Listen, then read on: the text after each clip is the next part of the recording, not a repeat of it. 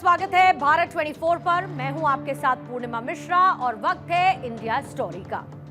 साल 2024 के आखिरी इंडिया स्टोरी में आप सभी का बहुत बहुत स्वागत है। और जैसा कि हर नए साल के लिए ये कहा जाता है कि इसमें सिर्फ 19-20 का ही फर्क रहने वाला है, लेकिन हम ये कहना चाहते हैं कि बदलते भारत में अब 19-20 की बात नहीं होगी, बल्कि हम समय से एक कदम आगे चलने की कहानी लिख रहे हैं।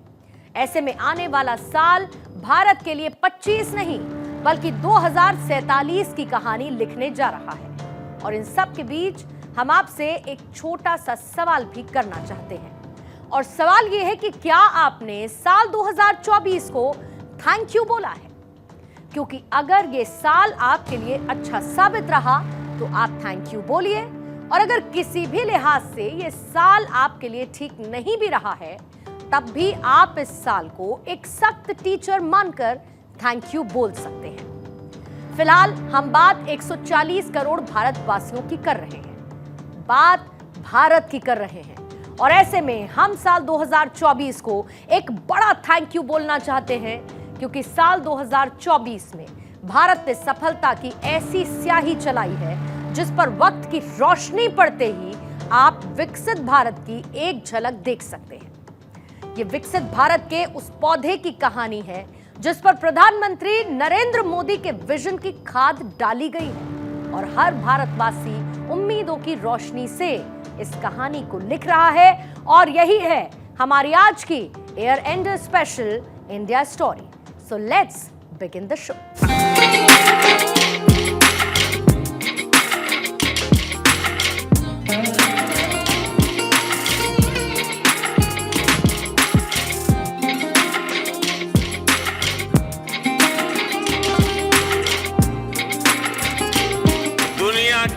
पहली 3 इकोनॉमीज में एक नाम भारत का होगा।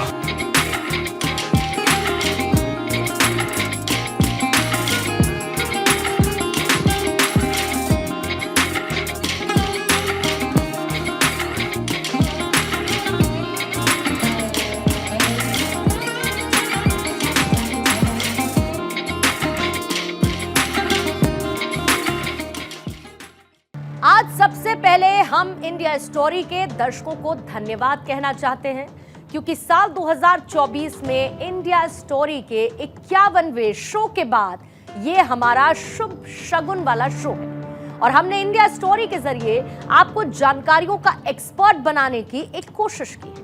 क्योंकि पत्रकार जब भारत सरकार की किसी योजना पर अपने फायदे का फैक्ट चेक कर रहे थे, हमने उस योजना से जुड़ी हुई जानकारी का पूरा पुलिंदा ही हर रविवार रात 9 बजे आपके घर तक पार्सल कर दिया।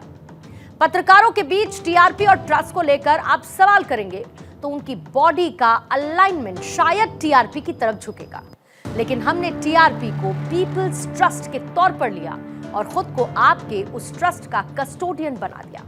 हमने साल भर आपको सियासी झगड़ों की ऑडियंस नहीं बनाया, हमने खबरों में उम्र का फिल्टर भी नहीं लगने दिया है। हमारा ये शो अगर सबसे आगे की सीट पर बैठकर घर के बड़े बुजुर्ग ने देखा तो उन्होंने ये समझा कि कैसे भारत में बिना पैसों के भी इलाज कराने की पूर्ण व्यवस्था है। जब बाजू वाले स्टूल पर बैठकर उस घर के बच्चे ने इस शो को देखा तो उसने ये जाना कि जिस खिलौने से वो खेल रहा था वो सिर्फ खिलौना नहीं है, बल्कि साल 2030 तक 391.62 बिलियन डॉलर तक की होने जाने वाली एक बड़ी इंडस्ट्री है। जब किसी युवा ने हमारे शो को अपने मोबाइल फोन पर देखा तो उसने खुद को 51 करोड़ में शामिल किया जो मोदी सरकार की मुद्रा योजना से खुद का रोजगार कर रहे हैं। जब किसी घर की बड़ी बेटी हमारे इस शो के साथ जुड़ी तो उन्होंने दुनिया में भारतीय शिक्षा की असली ताकत को समझा। और वहीं जब किसी गांव की महिला ने हमारे शो इंडिया स्टोरी को देखा तब वो ये समझी कि कैसे मोदी सरकार ने देश के गांव में 11 करोड़ से भी ज्यादा शौचालय बनवाए, जिससे हर साल पूरे देश में 60 से 70 हजार नवजात शिशुओं और बच्चों की जान बच सकी है। हमने इस देश के गौरव को आपके घर तक पहुंचाया।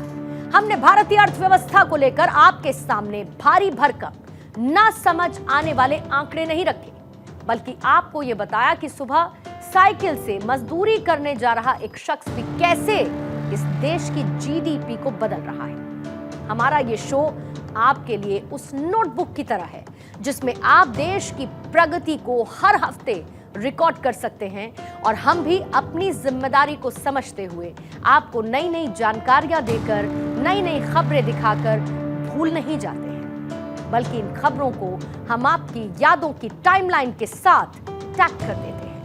मिशन फतह के लिए चंद्रयान 4 का फीता काट दिया गया है और आलम कुछ ऐसा है कि दुनिया देख रही है आसमान की तरफ चोरी चोरी, और यही है नए भारत की इंडिया स्टोरी। आने वाला भविष्य सेमीकंडक्टर का होगा और जिसके पास ये सेमीकंडक्टर होगा वो दुनिया का डायरेक्टर होगा। और जैसा कि हमने कहा कि आने वाला भविष्य भारत से टकराने वाला है। हमारे एयरपोर्ट पर उतरते हुए हवाई जहाज रनवे पर उस ग्राफिक की रचना करते हैं जो कि नए भारत की कहानी खुद ब खुद बताता है। अगर आप बीमार पड़ते हैं तो आपको सिर्फ अपनी बीमारी की चिंता करनी है, खर्चे की चिंता सरकार पर छोड़ दीजिए। और ऐसा हम नहीं, प्रधानमंत्री नरेंद्र मोदी कहते आ रहे हैं। नया साल आने वाला है और इस नए साल में अब भारत का पहला टेस्ला शोरूम भी खुलने जा रहा है। ये महज वीडियो क्लिप्स नहीं है, ये वो कोशिश थी जो हमने पूरे साल की है आपको जागरूक रखने की, बायस्ड और अनबायस्ड की बातों से दूर एक राष्ट्रवादी पर्सपेक्टिव देने की, आपको आपके देश की सबसे सटीक टेस्ट रिपोर्ट दिखाई। आज इन रिपोर्ट्स का वर्तमान हाल क्या है वो भी आप देखिए, क्योंकि तमाम चुनौतियों, चैलेंजेस के बावजूद देश में आर्थिक विकास को गति मिली है। वैश्विक स्तर पर भारत बड़ी अर्थव्यवस्था बनकर उभर रहा है। आत्मनिर्भर भारत बनाने की दिशा में शुरू किए गए प्रयासों का अब असर दिखाई देने लगा है। टैक्स कलेक्शन के मोर्चे पर भारी तेजी देखने को मिल रही है और अप्रैल 2024 में भारत का टैक्स कलेक्शन 2.10 लाख करोड़ के रिकॉर्ड हाई लेवल पर पहुंच चुका है। 20 दिसंबर को विदेशी मुद्रा भंडार 2.84 अरब डॉलर बढ़कर 692.30 अरब डॉलर के रिकॉर्ड पर पहुंचा। सितंबर में मुद्रा भंडार 22.3 करोड़ डॉलर से बढ़कर 689.46 अरब डॉलर की नई ऊंचाई पर पहुंचा। फाइनेंशियल ईयर 2024-25 की दूसरी तिमाही में शहरी बेरोजगारी की दर घटकर 6.4% पर आ गई है और यह 2017 से रिकॉर्ड किए जा रहे आंकड़ों में सबसे कम बेरोजगारी दर है। जनवरी से लेकर नवंबर 2024 के बीच यूपीआई से 15,547 करोड़ से अधिक का लेन देन हुआ, जिसके जरिए 223 लाख करोड़ रुपए की राशि का लेन देन हुआ है। साल 2024-25 के लिए कुल 7.28 करोड़ आईटीआर यानी कि इनकम टैक्स रिटर्न दाखिल किए गए और इसमें 5.27 करोड़ रिटर्न नए टैक्स रिजीम के तहत दाखिल हुए हैं और सितंबर को सेंसेक्स 85,978.25 के अपने रिकॉर्ड उच्च स्तर पर पहुंचा था। निफ्टी ने भी 26,277 के ऑल टाइम हाई रिकॉर्ड को छुआ है। मोदी सरकार ने भारत को साल 2047 तक विकसित राष्ट्र बनाने का लक्ष्य रखा है और इसके लिए जीडीपी में मैन्युफैक्चरिंग सेक्टर की हिस्सेदारी को मौजूदा 17% से बढ़ाकर 25% तक ले जाने का गोल रखा गया है और इस सपने को पूरा करने के लिए नीति आयोग के विजन 2047 को भी पेश किया गया और इसके तहत इकोनॉमी को 3.36 ट्रिलियन डॉलर के मौजूदा स्तर से 9 गुना बढ़ाने का टारगेट रखा गया है। 2047 तक भारत के विकसित राष्ट्र बनाने के पीछे एक आम आदमी के जीवन में क्या बदलाव लाने की कोशिश की जा रही है, उसे आप इस तरीके से समझिए कि हमारे देश में अभी भी स्वास्थ्य सेवाएं कई बड़े चैलेंजेस का सामना कर रही हैं और हाल ही में आई एक रिपोर्ट भारत में होने जा रही स्वास्थ्य क्रांति की बात करती है। आप सभी ये जानते हैं कि ग्रामीण क्षेत्रों में स्वास्थ्य सुविधाओं की कमी, महंगे इलाज और बुनियादी चिकित्सा संसाधनों का अभाव जैसी समस्याएं आम हैं। लेकिन इन समस्याओं के समाधान के लिए सरकार और अलग अलग संगठनों द्वारा कई योजनाएं बनाई जा रही हैं। 2047 तक स्वास्थ्य सेवाओं की पहुंच को सुधारने के लिए सबसे बड़ा बदलाव आधुनिक तकनीकों का उपयोग होगा।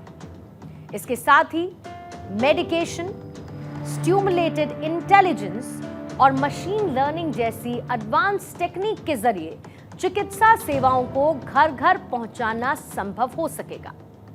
जैसे जैसे भारत में डिजिटल स्वास्थ्य सुविधाओं का एक्सपेंशन होगा, लोग वीडियो कॉल्स, एप्लीकेशंस और दूसरे ऑनलाइन प्लेटफॉर्म के माध्यम से डॉक्टर से कंसल्टेशन ले सकेंगे। वहीं साल 2047 तक हर एक भारतीय को स्वास्थ्य बीमा मिलना एक महत्वपूर्ण लक्ष्य हो सकता है। आयुष्मान भारत जैसी योजनाओं के माध्यम से गरीब और मध्यम वर्गीय परिवारों के लिए सस्ती स्वास्थ्य सेवाएं उपलब्ध कराई जा रही हैं। इसके अलावा जेनेरिक दवाइयों का उत्पादन यानी कि उनका प्रोडक्शन बढ़ने से दवाइयों की कीमतें भी कम हो सकती हैं, जिससे इलाज का खर्च कम हो जाएगा, सस्ता हो जाएगा। इस रिपोर्ट में यह भी बताया गया कि 2047 तक ग्रामीण इलाकों में मेडिकल सुविधाओं का विस्तार किया जाएगा और इसके लिए सरकार स्वास्थ्य केंद्रों का निर्माण करेगी। साथ ही मोबाइल मेडिकल यूनिट्स जैसी सुविधाएं भी उपलब्ध करवाई जाएंगी, जो कि दूर दराज के गांव में भी इलाज की सुविधा को पहुंचा पाएंगे। अब आप जरा एक पल के लिए यह भी सोच सकते हैं कि यह सब तो भविष्य के लिए रखा गया एक विजन है और इसके पूरे होने की क्या गारंटी है। तो ऐसे में आज हमें मोदी सरकार का क्रेडिट स्कोर भी चेक करना चाहिए, यानी कि जो कहा वो किया या फिर नहीं किया। ब्रिटेन के सबसे बड़े साइंस जर्नल नेचर में एक छपी रिपोर्ट यह कहती है कि मोदी सरकार का स्वच्छता अभियान हर साल पूरे देश में 60 से 70 हजार नवजात शिशुओं और बच्चों की जान को बचा रहा है। यह स्टडी भारत के 35 राज्यों और केंद्र शासित प्रदेशों के 640 जिलों में की गई, जिसमें साल 2003 से लेकर साल 2020 तक के आंकड़े जिस पर स्टडी की गई है। स्वच्छ भारत मिशन के लागू होने से पहले ग्रामीण अंचलों में जब महिलाएं शौच के लिए बाहर जाती थी, तब नवजात शिशुओं की मृत्यु दर बहुत ज्यादा थी। साल 2012 में 1000 नवजात शिशुओं पर 40 बच्चों की मौत होती थी और वहीं स्वच्छता अभियान लागू होने के बाद साल 2016 में नवजात शिशुओं की मौत का यह आंकड़ा 33 पर पहुंच गया है और फिर साल 2019 आते आते ये आंकड़ा और नीचे आया और इस साल हर 1000 नवजात शिशुओं पर 30 बच्चों की मौत हुई है। इसके अलावा स्वच्छ भारत मिशन से देश में 5 साल से नीचे की उम्र के बच्चों की मृत्यु दर का ग्राफ भी बहुत नीचे आया है और इसका सीधा फायदा भारत के गरीब परिवारों को हुआ। साल 2014 से पहले जब महिलाएं खुले में शौच के लिए जाया करती थी, तब उन्हें इन्फेक्शंस हो जाते थे या फिर संक्रामक बीमारियां हो जाया करती थी और इसका असर उनके होने वाले बच्चे पर पड़ता था। लेकिन आप जरा सोचिए कि इन मौतों का कोई डेटा नहीं, टीवी डिबेट्स में कोई शोर नहीं और सब इसे नॉर्मल मान बैठे थे। कितने ही दलितों के, पिछड़ों के, गरीबों के नवजात शिशु यूं ही मरते रहे और सब इसके लिए भगवान को जिम्मेदार मानते रहे। किसी ने भी उस वक्त की सरकार पर सवाल ही नहीं किया है। और हम जो आंकड़े आपको बता रहे हैं ये नेचर में छपी रिपोर्ट है और नेचर दुनिया की बहुत प्रतिष्ठित जर्नल है और इसकी ये रिपोर्ट ना तो कांग्रेस का पक्ष लेती है ना ही बीजेपी का। ये रिपोर्ट सिर्फ और सिर्फ नंबर्स पर बात करती है, हकीकत पर बात करती है। आपको याद होगा जब साल 2014 में स्वच्छ भारत मिशन की शुरुआत की गई तो उस दौर की सरकार के नेताओं ने, जो कि अब विपक्ष में आ चुके थे, इसका मजाक उड़ाया। प्रधानमंत्री मोदी के विजन पर जोक्स क्रैक किए। आपको राहुल गांधी का साल 2015 में बेंगलुरु के माउंट कार्मल कॉलेज में स्टूडेंट्स के साथ कॉन्वर्सेशन के एक क्लिप दिखाते हैं, एक झलक दिखाते हैं, जिसमें राहुल गांधी मोदी सरकार के स्वच्छता मिशन पर तंज कसते हुए कहते हैं, are you really serious? I don't see a strategy. I don't see a clear direction. I see a lot of talk. I hear talk about clean your country. I mean, are we serious? Clean your country is a strategic national government program. Well, it's not working, is it? I don't see it working.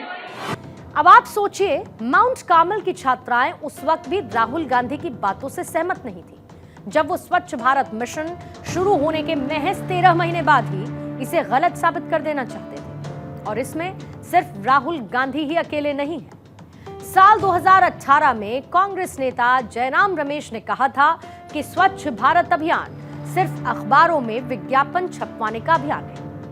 साल 2014 में अखिलेश यादव ने कहा था कि यह सिर्फ झाड़ू के साथ फोटो खिंचवाकर सोशल मीडिया पर डालने के लिए लाया गया अभियान है। साल 2015 में अरविंद केजरीवाल कहते थे कि सिर्फ फोटो खिंचवाने से सड़कें साफ नहीं होती और पीएम मोदी का यह अभियान सिर्फ एक धोखा है। ये विपक्षी नेताओं के उस वक्त के बोल थे। हमारे देश में अक्सर यह कहा जाता है कि एक वक्त पर लिए गए फैसलों का, एक योजना का सफल या फिर असफल होना भविष्य के गर्भ में है। तो ऐसे में आज पीएम मोदी का 10 साल पहले लिया गया स्वच्छ भारत का फैसला आज इतिहास बन चुका है और हम उस फैसले के भविष्य में खड़े हैं, जहां पर हमें आज ये दिखता है कि प्रधानमंत्री नरेंद्र मोदी के स्वच्छ भारत मिशन से ग्रामीण भारत में 11 करोड़ से ज्यादा शौचालयों का निर्माण करवाया गया। आज देश में 6 लाख से ज्यादा गांव ऐसे बन चुके हैं जो कि खुले में शौच से पूरी तरीके से मुक्त हैं।